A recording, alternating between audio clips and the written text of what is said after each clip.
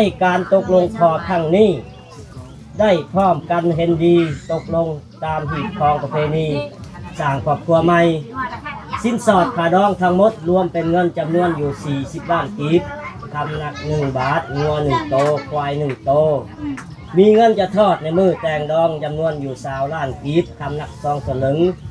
ขึ้นกับตัวเท่าคือมือนี้มีเงินอยู่5 ล้านกีบกับหมูผักสู่1 โตทอดมือแต่งดองมีงัวจะมอบอีก1 โตกับคำหนัก2 สลึงเงินจะทอดอีก15 ล้านกีบดังนั้นเจ้าโคตรทั้ง2 ฝ่ายคือฝ่ายซ้ายและฝ่ายยิงพ่อทั้งอำนาจการปกครองบ้านและองค์การจัดตั้งทุกขันจึงได้พร้อมกันเฮ็ดบทบันทึกหม้อ1 หน่วยง่าว1 ดวงโมดำปอด1 โตเงินกกห้า2 ล้านกีบเงินที่นั่งของเฒ่าแก่3 ล้าน5 แสนกีบแม่นฝ่ายซ้ายเป็นผู้แต่งมาให้ในมือแต่งดองเป็นมือไว้คอแล้วก็ผูกแขนหน่อยนำเลยเนาะ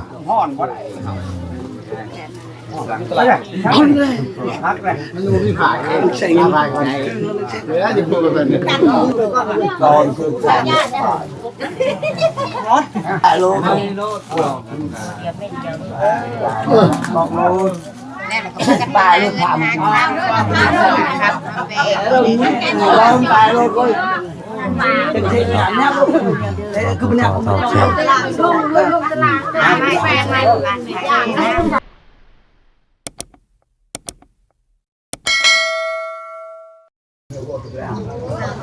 พี่น้องเอ้ยเนาะเปิดภาพเปิดคลิปมามื้อนี้พี่น้องเอ้ยก็อยู่หมู่บ้านแห่งหนึ่งเนาะเดินทางเข้ามาพี่น้องเอ้ยก็คือมื้อนี้เนาะทางบ่แสนก็ได้พาคนในบ้านนี่แหละพี่น้องเอ้ยเนาะเพิ่นมาหาเนาะมาหาให้พามาอีกบ้านหนึงเนาะจะเป็นบ้านอย่างไรบ้านนูนวิไลบ้านนูนวิไลนี่แหละพี่น้องเอ้ยเนาะพอดีพาทางก็ยังบ่ฮู้เพิ่นคนบ้านเดียวกันอยู่หันยังบ่ฮู้ชื่อเสียงเพิ่นพี่น้องเอ้ยทางบ่แจ้งก็ได้พาเพิ่นมาเพราะว่าเพิ่นมาขอเมียเนาะหรือว่ามาไหว้มาขอเพิ่นแล้วก็ผูกแขนน้อยเลยพี่น้องเอ้ยเนาะแล้วก็ตอนนี้ก็มาฮอดมาถึงเป็นที่พ้อยแล้วพี่น้องเอ้ยเอากลับทักทายสบายดีพ่อแม่พี่น้องเบิดสุขสุขคนเด้อพี่น้องเด้อเนาะพบกับ2 บ่แสนคือเก่าเนาะมื้อนี้ก็ถือว่ามาฮอดเทือนเจ้าสาวเพิ่นแล้วพี่น้องเอ้ยเนาะคนในบ้านนี่แหละพี่น้องเอ้ยเนาะเจ้าบ่าวนี่ก็ถือว่าเป็นคนในบ้านของบ่แสนนี่แหละพี่น้องเอ้ยเพิ่นก็มาหาเนาะให้พามาเพิ่นมาไหว้มาขอพระสันจ้ะเนาะทั้งไหว้ทั้งขอแล้วก็ผูกขอต่อแขนน้อยมื้อนี้เลยพี่น้องเอ้ยเอาให้กับพาเพิ่นมาตอนนี้ก็มาฮอดมาถึงเป็นที่ห้อยแล้วพี่น้องเอ้ยเนาะบรรยากาศสิถ่ายบรรยากาศเนาะในการสู่ขอเนาะบ้านเฮาพี่น้องเอ้ยเป็นแบบนี้เฮาเป็นแบบนี้นะพี่น้องเอ้ยก็สิถ่ายบรรยากาศให้พี่น้องเบิ่งชมนำกันเนาะโดย เดี๋ยวเฮาสิขึ้นไปเบิ่งก่อนพี่น้องเอ้ยเนาะเบิ่งบรรยากาศนำกันพี่น้องเอ้ยเอาทางผู้รักผู้ใหญ่เพิ่นก็ขึ้นไปไปร่มกันอยู่พี่น้องเอ้ยเนาะเดี๋ยวสิถามเบิ่งก่อนว่าขลุ่มขลองทางบ้านนี่เนาะสิเท่าใดแบบเดียวกันบ่กับบ้านเฮาพี่น้องเอ้ยเนาะนี่แหละผู้คนตั้งภายเจ้าสาวเนาะนี่แหละพี่น้องเพิ่นก็นั่งโอ้นั่งร่วมกันนี่ก็จะเป็นเพื่อนเจ้าสาวเพิ่นได้พี่น้องเอ้ยเนาะ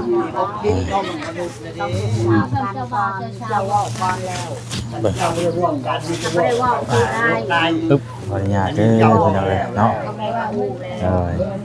ยังได้ก็รู้แล้วยังมันดีเนาะได้คุยกันแล้วบ่สบายดีเด้อเขาบอกกันแรกเลยนะแต่เอาตัวนี้บรรยากาศตรงกัน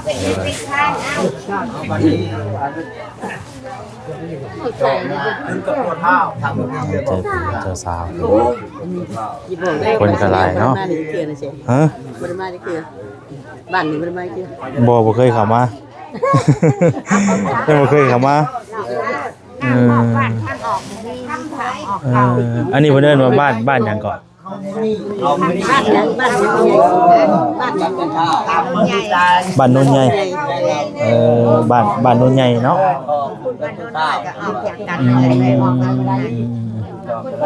ยังบ่เคยเข้ามาเทื่อจักหลังคาบ่จักหลังคาบ่วัน จะบอกจากหลังคาบ้านจากหลังคาบ้าน ชาวปลาย เอาระบบเก่าแล้วฉากหลังสั่งไปยังไงเลยเราไม่ไปตัวร้ายเลยทำร้ายตัวได้ยังขาดกับผู้ชายนั่นทั้งแม่เพิ่นเป็นคนอยู่บ้านนี่บ่เป็นคนอยู่บ้านนี่บ่เจ้าอ่ะ คนบ้านนี่บ่ไปอันนั้นไปตัวที่ไปเจอที่จะน้อยจนใหญ่บ้านเอาเดี๋ยวฟังเพิ่นลมเรื่องกระดุมคาลองเนาะมื้อนี้น่ะทั้งแบบใดทั้งไหวทั้งคอบ่ได้ไหวแล้วไหวคอแล้วก็ผูกแขนพร้อมบ่ชายเด็กทั้งนี้บ่ได้ปลูกมั้งบ่ได้ผูกบ่สำคัญแล้วก็สมเจ้าก็ทำบ่ยังตอนแก้วเอาเดี๋ยวฟังเพิ่นเว้าลมเรื่องกระดุมคาลองก่อนพี่น้องเนาะลูกเขายอมว่าลืมลาแล้วว่าแม่แล้วมันได้เส้นเพิ่นก็กำลังลมกันเรื่องกระดุมคาดองอะไรพี่น้องเนาะถ้าฟังเบิ่งว่าเพิ่นสิสรุปกันจังได๋มองเจ้าอ้าวมองไปดูคนเนาะไปนักเด้อเงินนับไปลามและทองกันทองขายนับมานับเลยนับเงินแล้วก็ใส่นับก็จะใส่ครบ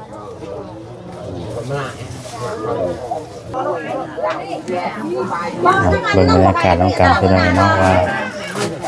การสู่คออยู่ทางบ้านเพิ่นเฮ็ดแบบใดคือกันบ่กับบ้านเฮาเนาะผมเราเป็ดอยู่เป็นกระบอกคนละคนอยู่อยู่หายตามอันเป็นเนาะแต่เลือกจะกระตอกลิ้นดาวพี่น้องเอ้ยเนาะเดี๋ยวเราจะขึ้นมาทางนี้ก่อนบ้านนี้ทางลัดพี่น้องนี่ไม่ใช่หลับแต้งคล้ายแต้งมันตอนนี้เพิ่นก็กำลังเฮ็ดบทบันทึกอยู่พี่น้องเอ้ยเนาะ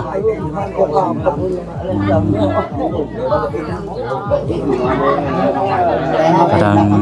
บทบันทึกเนาะแต่ว่าเรื่องสรุปคลองนี่ยังบ่ทันได้ฮู้ว่าสิเท่าใดพี่น้องเอ้ยเดี๋ยวถ้าฟังเบิ่งถ้าบัดเพิ่นอ่านเนาะเพิ่นอ่านสรุปว่าสิเท่าใด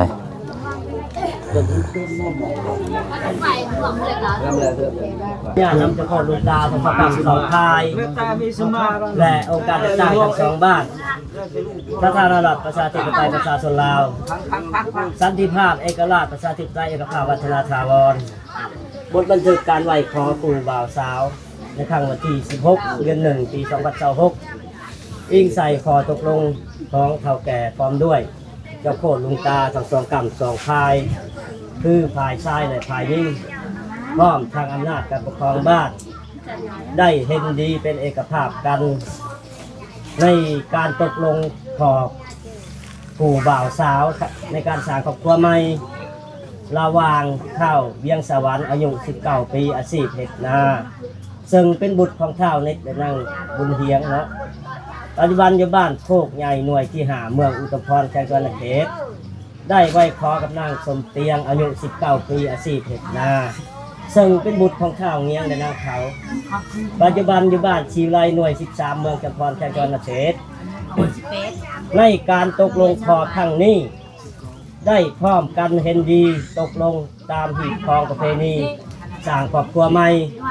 สินสอดค่าดองทั้งหมดรวมเป็นเงินจำนวนอยู่40 ล้านกีบคำหนัก1 บาทงัว1 โตควาย1 โตมีเงินจะทอดในมือแต่งดองจำนวนอยู่20 ล้านกีบคำหนัก2 สลึงขึ้นกับตัวเท่าคือมือนี้มีเงินอยู่5 ล้านกีบกับหมูผักสู1 โต ฮอดมือแต่งดองมีงัวจะมอบอีก1โตกับคำนัก2สลึงเงินจะทอดอีก15ล้านกีบดังนั้นเจ้าโคตรทั้งสองฝ่ายคือฝ่ายชายและฝ่ายหญิงพร้อมทั้งอำนาจการปกครองบ้านและองค์การจัดตั้งทุกขันจึงได้พร้อมกันเฮ็ดบทบันทึกฉบับนี้ไว้เพื่อเป็นหลักฐานพอผูกมัดต่อสัญญาไว้นี้ถ้าหากว่าชายนี่ยิงโดยบ่ถูกต้องหรือว่าเนาะยิงนี่ชายโดยบ่ถูกต้องทางเจ้าโคตรทั้งสองฝ่ายจะได้มีการปรับใหม่ตามสินสอดขาดองที่ได้กำหนดไว้เนาะ กำหนดวันแต่งดองนี้เดือน2ราวปี2027ที่4เวลาวันที่16เดือน1ปี2026ก็สิมีเท่านี้ได้แล้วบ่ให้ได้ยังบ่ถูกบ่ต้องแล้วเนาะ คือบ่ถือก็ตามบ่ถือตามตัวเองฟังนี่บ่ถือแต่ว่าผัวปัจอายุ18 ปี18น้อยเกินบ่ได้รู้ยาแล้วเนาะใช่พลังจิตใจเสียได้เมียคือเก่าใช่คือจิตใจท่านเลือกไปยังปีเต็ม18ปีเองได้เอาเท่ากันเอา19เท่ากันเลยมันเท่ากันเลยเอาเนาะมันจะขึ้นและอีกจะเดินเนาะจะเดินไม้เฮ็ดเนาะไม้เฮ็ดส่วนที่คลองภายหิงเนาะ1เนาะกระโตกใน2แผ่นหม้อ1หน่วยง่าว1ดวงโมดำปอด1โตเงินกก5นี่2ล้านกีบเงินที่นั่งของเฒ่าแก่3ล้าน5แสนกีบแม่นภายชายเป็นผู้แต่งมาให้ในมือแต่งดองเนาะคือว่าเบิดอันว่าถือกันแล้วก็พากันลงในเซ็นใช้เขียนได้บ่ตลอดได้โอ้ฮีของโอ้ฮีเนาะเอาพอดีมึงได้สั่งเลยเรียกโค้งเซ็นชื่อเป็นอย่างนี้เนาะหลังจากที่เพิ่น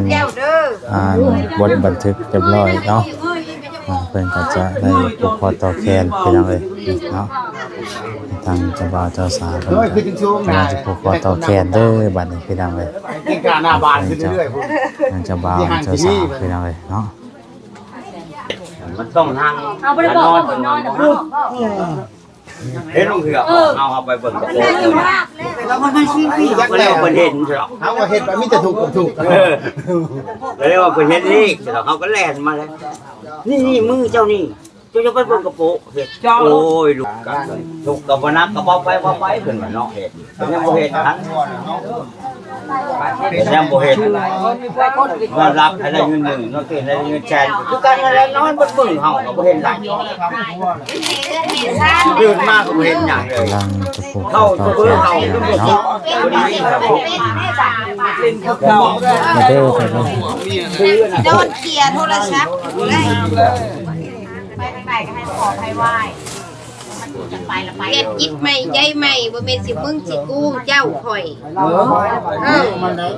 จังว่าขนาดนั้นมีแต่ว่าความงามใช่นะครับมีแต่ความจมความดีลูกบักสอนเขาต่างหากจังได๋บ่แม่นสิผิดกันเว้ากันนึงกับครัวเคลียร์สิกันบ่ได้เด้อส่งมือมาส่งมวยมาแย่ดอกโยกันเข้ากันเองเบื้องลึกป๊อกได้จังสิลงแล้วมันฮ้อนได้เพิ่นก็กำลังผูกคอต่อแขนไปยังเนาะหลังจากที่เฮ็ดบทบันทึกเรียบร้อยเนาะเพิ่นจะมาผูกคอต่อแขนที่ว่าสู่ขอเป็นที่เรียบร้อยแล้วเด้อพี่น้องเด้อเนาะประมาณนี้พี่น้องเป็นมือปล่อยคอแล้วก็ผูกแขนหน่อยนำเลยเนาะ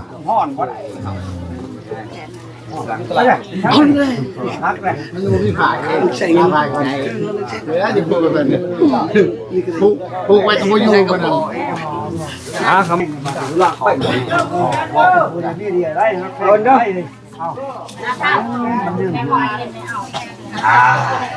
ยับมาพี่เด้อยับมาพี่เด้อจับมาพี่เด้อจับมาพี่เด้อเป็นนักตำรวจเด้อไม่ได้ขึ้นมาขอนั่งตำหนักก่อนเบิ่งบรรยากาศนำกันไปพี่น้องเนาะว่าอบอุ่นทุกคนจะมาลายอยู่พี่น้องใ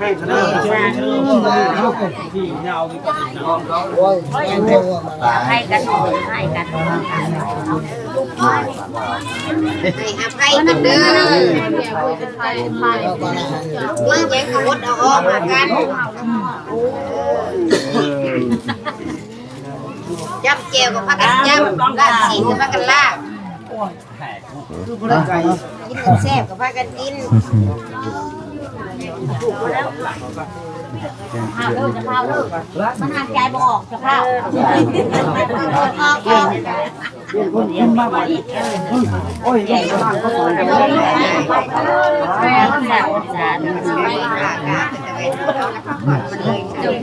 สลบนะ ตอนคือการโลบอกโล แน่แล้วก็พากันไปหาข้าวเด้อข้าวเด้อครับแม่ ร้องตายโลก็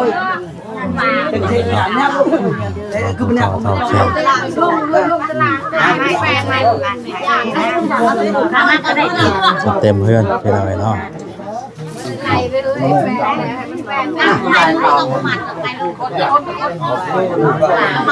บรรยากาศจะประมาณนี้เลยเนาะถ่ายบรรยากาศให้พี่น้องเบิ่งเนาะวันนี้ก็พาเพิ่นมาไปเลยเนาะพาเพิ่นมาไปคอเพิ่นก็เป็นคนอยู่บ้านอื่นไปเลยเป็นไงเนาะบรรยากาศงานก็ประมาณนี้อันนี้ก็จะเป็นเพื่อนของทางเจ้าสาวเพิ่นเด้อพี่น้องเด้อเนาะนี่แหละพี่น้องเอ้ยเนาะเพิ่นก็มาเอาเมียอยู่บ้านอื่นพี่น้องเอ้ยเนาะมาเอาเมียอยู่บ้านอื่นมื้อนี้พี่น้องเอ้ยเนาะก็ถือว่าไหวคอแล้วก็ผูกคอต่อแขนแล้วเนาะพี่น้องเนาะมีแต่ติดตามเบิ่งนำกันบัดนี้เพิ่นก็สิย่อข้าวย่อน้ำแล้วก็แม่นจังแม่นได้กลับบัดนี้พี่น้องเอ้ยเนาะแล้วทั่วแล้วก็แม่นพาเพิ่นกลับเนาะก็วันนี้ก็พาเพิ่นมาพี่น้องเอ้ยเนาะพาเพิ่นมาเพราะว่าเพิ่นมาบอกเมื่อเช้านี้พี่น้องเราก็เลยมาพาเพิ่นมาก่อนก็บ่ไกลปานใดเนาะทางเดินทางมาก็พอสำนึกนี่แหละพี่น้องเอ้ยกะหมู่บ้านที่ผ่านมาน่ะก็เคยเข้ามาอยู่เนาะแต่ว่าหมู่บ้านนี้น่ะยังบ่เคยเข้ามาเพิ่นก็จะอยู่ใกล้อันนี้ได้พี่น้องเอ้ยเนาะใกล้อันแคมเซเนาะแคมเซพี่น้องเอ้ยก็หลายผู้หลายคนอยู่เพิ่นมามื้อนี้ก็ได้เนาะ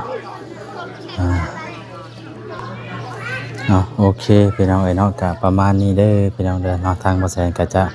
ขอตัวจบคลิปไว้สำนี้ก่อนพี่น้องเอ้ยเนาะเพิ่นก็ตอนนี้เพิ่นกำลังผูกคอต่อแขนเนาะทางเจ้าบ่าวเจ้าสาวเพิ่นอยู่ก็มีแต่ขอให้ฮักแพงเนาะแบ่งปันผู้เดียวมีเดียวเด้อพี่น้องเด้อนอกจากใดก็ก็ถือว่าแขกคนก็มาหลายอยู่มื้อนี้ก็ได้เนาะก็อยู่ดีมีแฮงผู้เดียวมีเดียวฮักแพงกันเนาะมีแต่ว่าทางบ่แสนจะได้ขอตัวจบคลิปไว้สำนี้ก่อนเนาะผิดพลาดประการใดก็ขอโทษขออภัยหลายๆพี่น้องเอ้ยเนาะอยู่ดีมีแฮงเบิดสุขสุขคนเด้อพี่น้องเด้อสบายดีพี่น้องเอ้ยให้เพิ่นขอตัวแขนแล้วก็จังสิเดินทางกลับเนาะไปพี่น้องเอ้ย